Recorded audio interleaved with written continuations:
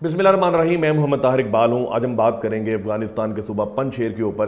पिछले 2 हफ्तों से ट्विटर के ऊपर पंजशेर टॉप ट्रेंड है। बेशुमार लोगों ने अपनी राय का इजहार किया और बेशुमार लोग जानना भी चाहते हैं कि तालिबान को पंजशेर हासिल करने के लिए, इस पर अपने पंजे गाड़ने के लिए और इसको अपने ज़ेर तसल्लुत करने के लिए इतनी मेहनत क्यों करना पड़ी।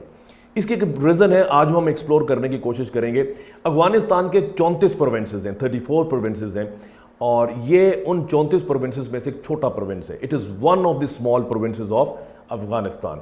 लेकिन हमेशा से इसने बैरूनी हमलावर या अफगानिस्तान के बाकी सूबों में से जो हुकूमत करने वाले लोग हैं उनके इन्फ्लुएंस को कभी कबूल नहीं किया। एक रीज़न है, वो रीज़न जानने के लिए में तारीख में जाना पड़ेगा, फिर इसकी जो ज्योग्राफी है उसे अंडरस्टैंड करने की कोशिश करनी पड़ेगी, फिर इसकी एक स्ट्रैटेजिक इंपॉर्टेंस है, स्ट्रैटेजिक एज है जो बाकी सूबों से इसे मुमताज़ करता है, उसको भी जानने की कोशिश करेंगे। तब जाकर आप ये बात समझ जाएंगे कि तालिबान को पंजशेर अपने ज़ेर तसल्लुत करने के लिए इतनी मेहनत क्यों करना पड़ी।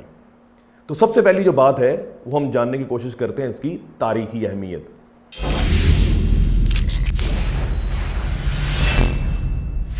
जब तारीखी एतबार से पंजशेर को जानने की कोशिश करते हैं तो एक बात बड़ी इंपॉर्टेंट है कि यहाँ के लोगों के खमीर में ये बात है, यहाँ के जो मिलिशिया मैन हैं, यहाँ के जो सोल्जर्स हैं, उनमें ये बात है, उन्होंने हमेशा गैर मुल्की हमलावरों को अपने से दूर रखा। जब ब्रिटिशर्स की बात करते हैं, जब कॉलोनियल पीरियड की बात करते हैं, सब कॉन्टिनेंट के ऊपर जब उनका तसल्लुत था, तो यहाँ पर ब्रिटिशर्स ने, बरतानवी साम्राज्य ने अपने पपेट्स के ज़रिए भी हुकूमत कायम करने की कोशिश की और किसी हद तक कामयाब भी रहे। लेकिन पंजशेर हमेशा इस तसल्लुत से, इस इन्फ्लुएंस से दूर रहा। जब हम कोल्ड वॉर की बात करते हैं तो कोल्ड वॉर के अरसे में जब अफगानिस्तान के लोकल लोग अफगानिस्तान पर हुकूमत कर रहे थे तो उस वक्त भी पंजशेर में यहाँ के मिलिशिया मैन ने, यहाँ के लोगों ने अपनी अलहदा शनाख्त को कायम रखा और जो सेंट्रल गवर्नमेंट थी, फेडरेशन जो थी, इनसे दूर रहे। अब बात करते हैं सोवियत इन्वेजन की, जब रूस के हमले की। जब रूस ने यहाँ पर हमला किया तो रूस ने भी यहाँ आने की कोशिश की और पंजशेर में एक जगह है जहाँ पर सोवियत के जले हुए टैंक्स अब भी मौजूद हैं और उन्हें वहाँ से सोवियत ने डिमोलिश नहीं किया। वहाँ पर एक सिंबलिज्म के तौर पर रखे गए हैं कि जब भी गैर मुल्की हमलावर आएगा पंजशेर के अंदर तो इन टैंकों की तरह उनका हाल कर दिया जाएगा। तो आज भी वहाँ पर जले हुए टैंक्स जो हैं, एम्यूनिशन जो है, वो निशानात मौजूद हैं कि सोवियत जब आए तो यहाँ के लोकल लोगों ने, मिलिशिया मैन ने क्या रोल प्ले किया। फिर उसके बाद तालिबान जब आते हैं, सिविल वॉर जब यहाँ पर चलती है कुछ 5-6 साल, तो तालिबान जब आते हैं 1996 में काबुल पर उनका तसल्लुत होता है और 2001 तक तालिबान की अफगानिस्तान में हुकूमत रहती है। तो पंजशेर उस वक़्त भी तालिबान अपने ज़ेर तसल्लुत नहीं कर सके। उसके बाद अमेरिकन जब यहाँ पर आते हैं, अमेरिकन अफगानिस्तान की बेशुमार पॉकेट्स के ऊपर उनका तसल्लुत था, उनके ज़ेर असर थी अफगानिस्तान के बेशुमार प्रोविंसेस। लेकिन जो पंजशेर था ये पिछले 20 सालों में अगेन अपनी अलहदा शनाख्त कायम रखे हुए है। तो ये एक पंजशेर के मुतल्लिक एक तारीखी हकीकत है। यहाँ के लोग जो हैं इस बात को दोहराते हैं और इस बात पर फ़ख्र करते हैं कि हमने हमेशा से गैर मुल्की तसल्लुत को कबूल नहीं किया। ये तो एक तारीखी इंपॉर्टेंट। अब हम बात करने की कोशिश करते हैं कि इसकी जियोग्राफी, जो इसका तारीखी इंपॉर्टेंस है, जो तारीखी एतबार से अलग शनाख्त कायम रखे हुए, इसमें इसकी जियोग्राफी की क्या इंपॉर्टेंस है। आइए जियोग्राफिकली पंजशेर को जानने की कोशिश करते हैं।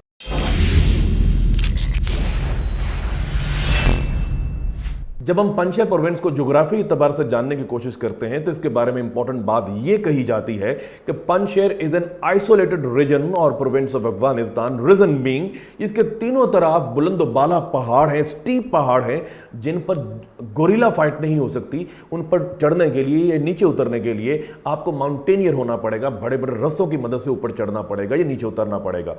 और एंट्री का सिर्फ एक रास्ता है और वो पंजशेर रिवर के साथ साथ है, बड़ा नैरो सा पैसेज है।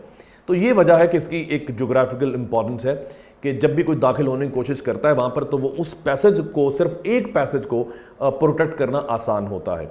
तो ये इसकी ज्योग्राफिकल इंपॉर्टेंस जो है, जो इसकी आइसोलेशन है बाकी प्रोविंसेस से, इसके मुमताज़ बनाती है।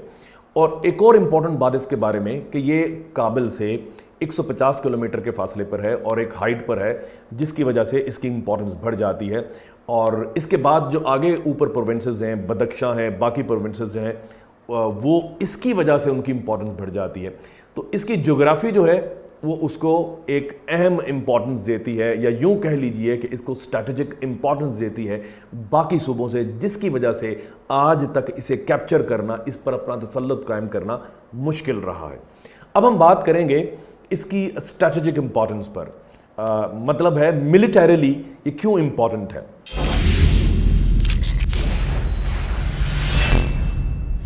جب ہم پنجشیر پروونس کو ملیٹریلی جاننے کی کوشش کرتے ہیں, یا یہ ریزن جاننے کی کوشش کرتے ہیں کہ بیرونی حملہ آور ہمیشہ اس کو اپنے زیر تسلط قائم کرنے میں کیوں ناکام رہے, تو اس کی وجہ اس کی جیوگرافی ہے. میں نے اس ویڈیو کے آغاز میں آپ کو کہا تھا جیوگرافی اور اس کی اسٹریٹجک امپورٹنس جو ہے, ایج جو ہے, اس کو اسٹریٹجیکلی جو امپورٹنس حاصل ہے وہ اس کی جیوگرافی کی وجہ سے ہے. جو اس کے ملیشیا مین ہیں, جو یہاں پر جو سولجرز ہیں, جو پرائیویٹ ملیشیا مین ہیں, وہ پہاڑوں کے اوپر تعینات ہوتے ہیں اور وہاں سے نیچے فائر کرتے ہیں. ایک سنگل پیسج ہے, صرف اس کو اپنے نظر میں رکھنا ہے, اس کو اپنے قابو میں رکھنا ہے, تو آپ بیرونی حملہ آوروں سے محفوظ رہ سکتے ہیں.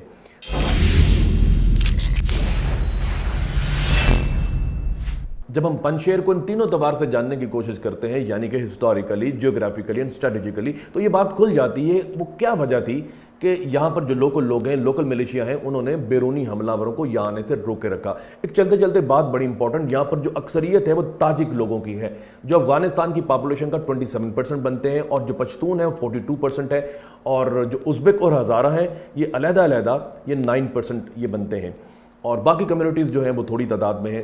اور تاجک جو لوگ ہیں انہوں نے بیرونی حملہ آوروں کو بھی اور پشتونوں کو بھی ہمیشہ یہاں آنے سے روکے رکھا. افغانستان میں جو طالبان ہیں یہ زیادہ تر پشتون ہیں, اور ایک تاریخ رقم ہو چکی کہ یہ یہاں پر آ چکے ہیں. اور آخری بات کہ جب ہم پنجشیر کو جب بھی ڈسکس کریں گے تو ایک نام آئے گا جسے احمد شاہ مسعود کہتے ہیں. تو احمد شاہ مسعود کا ایک بڑا رول ہے, انہوں نے سوویت کے خلاف بھی لڑا اور وہ طالبان کے خلاف بھی لڑتے رہے, اور طالبان کو یہاں آنے سے روکے رکھا انہوں نے. لیکن 9/11 سے 2 دن پہلے القاعدہ کے لوگوں نے ایک سوئسائڈ اٹیک میں انہیں مار دیا, اور پھر اس کے 2 مہینے کے بعد جب US فورسز آتی ہیں تو پھر ان کے ساتھ مل کر, شمالی اتحاد کے ساتھ مل کر, پھر وہ طالبان کو ختم کرنے کی کوشش کرتی ہیں, جو آج تک ختم نہیں ہوئے. تو آج کل ان کا جو بیٹا ہے احمد مسعود جو ہے وہ یہاں پر رول کر رہا تھا. جب افغانستان کے باقی صوبوں میں جب طالبان آتے ہیں تو افغانستان کی جو آرمی ہے, جو باقی لوگ جو ہیں حکومتی اہلکار تھے, جو حکومت کے اندر تھے, جو یہاں سے فرار نہیں ہوئے, وہ پنجشیر میں اکٹھے ہو چکے تھے, اور جن میں امراللہ صالح بھی شامل تھا. تو اب اس کے ویئر اباؤٹس کے بارے میں آج تک, ابھی اس ویڈیو کے بنانے تک, امراللہ صالح کے ویئر اباؤٹس کا پتہ نہیں چلا. یہ امپورٹنٹ اس وجہ سے ہے امراللہ صالح کہ یہ اس کا اینٹی پاکستان ریٹورک بڑا شدت کے ساتھ یہ اس کا اظہار کرتا تھا. پاکستان مخالف بیانیے کا, انڈیا کے ساتھ بڑا اس کا اتحاد تھا, بڑا دوست تھا.